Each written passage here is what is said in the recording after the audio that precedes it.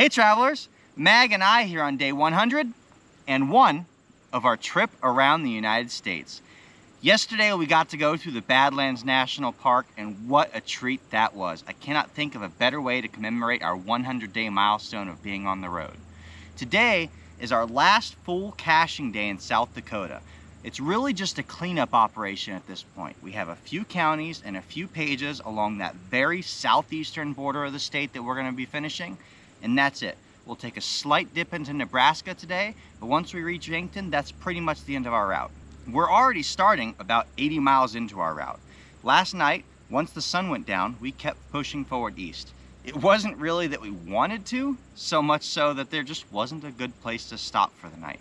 So we kept pushing forward all the way until we reached Burke, where we finally found a place to bed down.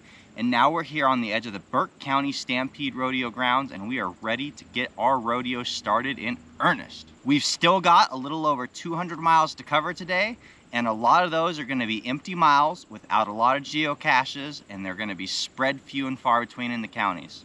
Hey, that's just the way a lot of South Dakota is, but if today's anything like yesterday, we can still expect some good containers along the way and some great views. So no matter what today has in store, I can guarantee you it's going to be a good day. Look around. It's a beautiful blue sky. The wind's not howling down on us. It's going to be fantastic. Let's go see just how good it's going to be. Come on, let's go.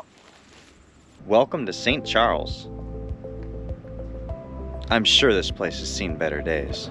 And it has, but that was a very long time ago. St. Charles was wiped off the map by a tornado and never recovered. With a population hovering around a mere 15, this town has little reason or incentive to recover these damaged buildings either. It is nice that there was a cache owner who had thought to place something in this little town. That's just begging to be looked into.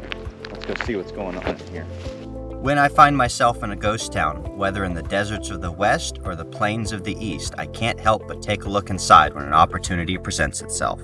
Alright, score one for a cool GZ. The hardest part about finding a geocache in a place like this is remembering that I came to a place like this to find a geocache.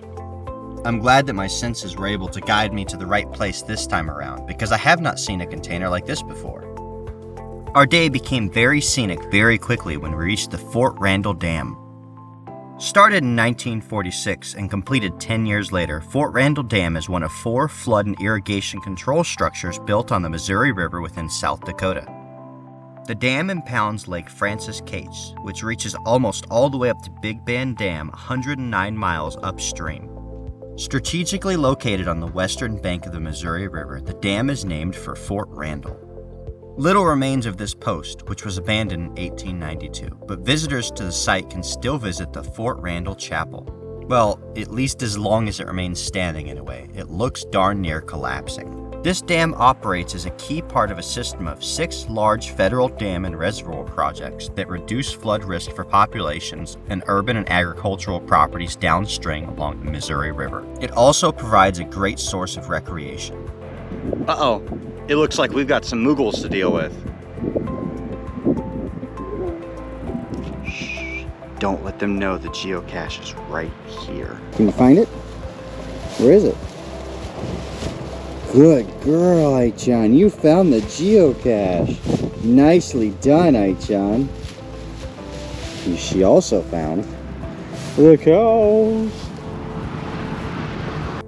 Well, this is a pretty darn good looking geocache. Let's have a look and see what's inside.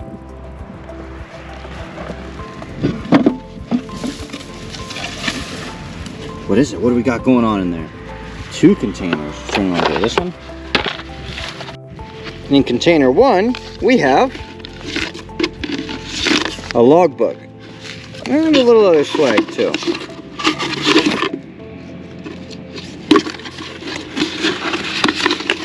In container number 2, we have, ooh, what's this? Oh, yay. We visited a number of small towns today, most with populations in the double or triple digits, rarely popping over 1,000, but the city of Armour really caught our eye. Oh, come on, we couldn't have rounded that up by 1. We have to be that accurate. I mean, how long does that sign stay accurate anyway? This city was named for Philip Armour, who was founder of Armour & Company, a meatpacking company. Armour actually features 2 veterans memorials, one located within Pleasant Ridge Cemetery and one located in front of the courthouse, which is this one here. Around the centerpiece, there are 8 black tablets arranged with 4 on each side. These tablets bear the names of combat veterans who have paid the ultimate sacrifice. The thing that most caught my attention about Armour, though, was the Lions Park. This beautiful park features many amenities perfect for a weekend getaway or a family reunion. Featuring 2 picnic shelters, 10 camping pads, a bathhouse, and camping cabins, there are plenty of places to stay and enjoy yourself here. Which I would have done if there weren't still daylight burning away. Tyndall, the county seat for Bonham County, also featured a great Veterans Memorial, very similar to the one we just visited in Armour.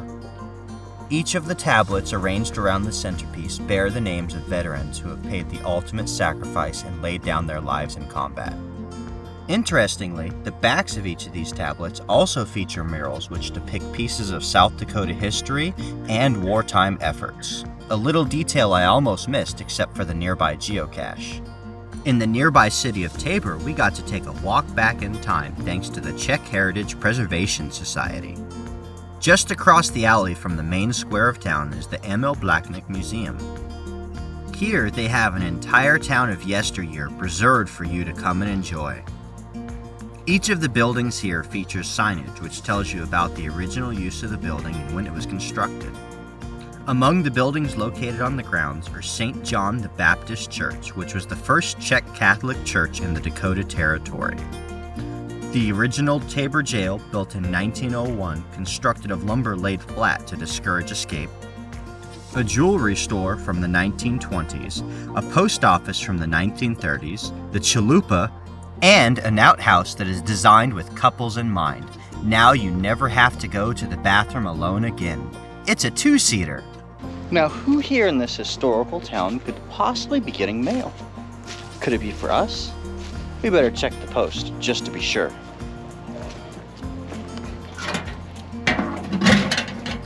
Oh, yep, that looks like a package for us.